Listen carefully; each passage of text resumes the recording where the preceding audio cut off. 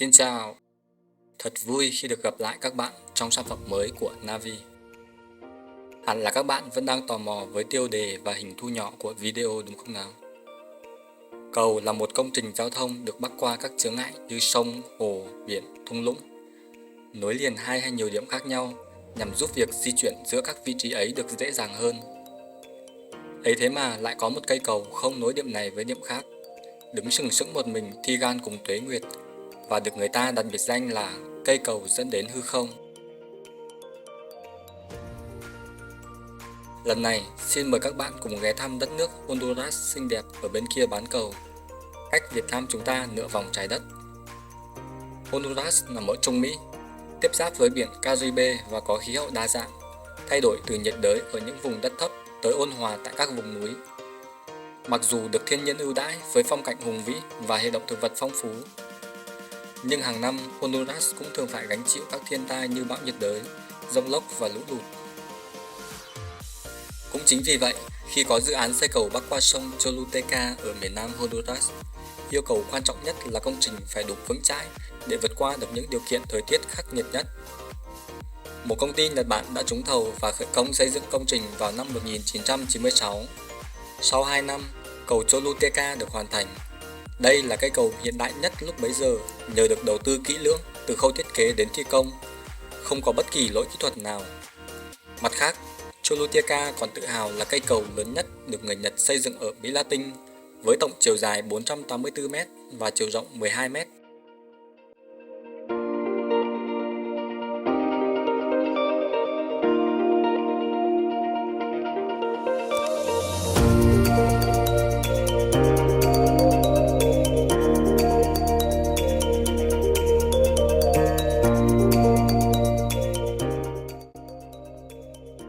Nhưng thật không may, chỉ vài tháng sau khi cầu Choluteca được khánh thành, vùng đất Trung Mỹ phải hứng chịu một trận siêu bão lịch sử.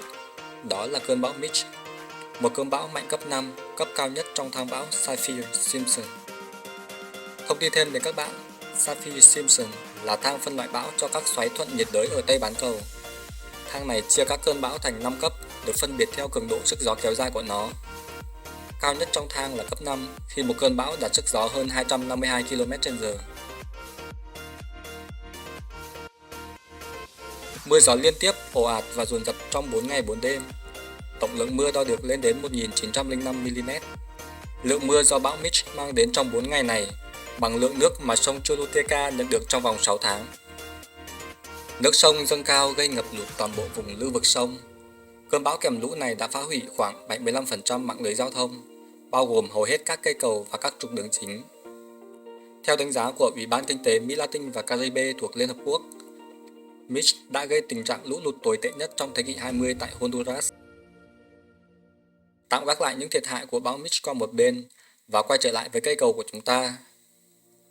Trong khi hầu hết hệ thống cầu, đường ở Honduras bị hư hại, Choluteca vẫn đứng sừng sững hiên ngang trước thiên tai nhờ kết cấu và chất lượng thi công Nhật Bản.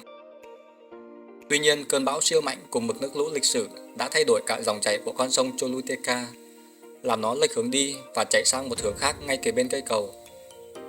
Chưa dừng lại ở đó, đường dẫn vào hai đầu cầu đã bị cơn lũ cuốn đi, nó bị cô lập và đứng trơ trọi một mình. Từ đó cầu Choluteca bị ngăn cách cả hai đầu, không có đường đến và cũng không có đường đi, không bắc qua được con sông cần bắc, cây cầu không đi đến đâu cả. Xét về mặt kỹ thuật, cầu Choluteca được coi là thành tựu của ngành xây dựng nhờ cấu trúc chống chọi với cơn bão cấp 5 mạnh nhất. Nhưng trên thực tế, nó lại là một khối công trình vô dụng khi người và xe cộ không thể đi lại qua cầu. Trong vòng 5 năm, cầu Choluteca được biết đến trên toàn thế giới nhờ danh hiệu không chính thức, cây cầu dẫn đến hư không. Vậy nên mới thấy mọi thứ thật vô thường, bất kể gì cũng phải chịu sự điều khiển của thời gian mà thôi.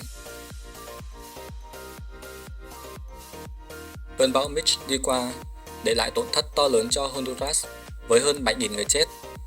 Tổng thiệt hại kinh tế bằng 70% GDP hàng năm của quốc gia Trung Mỹ này. Đất nước đã mất nhiều năm để khắc phục những hậu quả thảm khốc. Vào năm 2003, chính quyền đã xây dựng lại hệ thống giao thông, trong đó có các con đường dẫn đến cây cầu. Cây cầu hồi sinh và bắt đầu hoạt động theo đúng chức năng của nó. Người và xe lại tấp nập qua lại trên cầu như trước đây.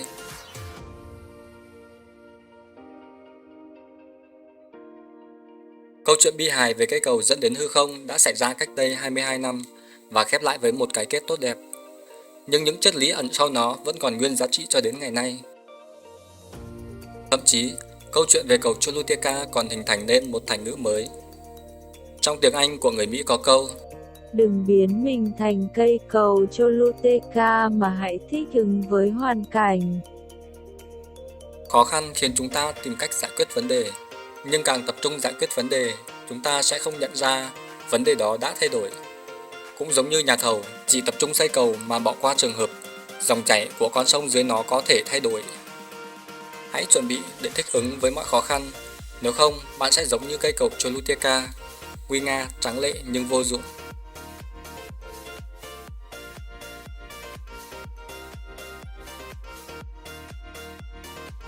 Vậy là quý vị vừa cùng Navi khám phá cầu Choluteca, cây cầu dẫn đến hư không. Hy vọng video đã mang đến cho các bạn nhiều kiến thức mới và những bài học bổ ích. Trong video có sử dụng tư liệu từ Wikipedia, YouTube và các trang web khác. Cảm ơn quý vị đã chú ý đón xem. Mọi người hãy tương tác với kênh bằng cách like, subscribe cũng như comment góp ý để đề xuất chủ đề mới. Hãy luôn đồng hành cùng Navi nhé, vì chúng tớ còn rất nhiều sản phẩm khác trong tương lai.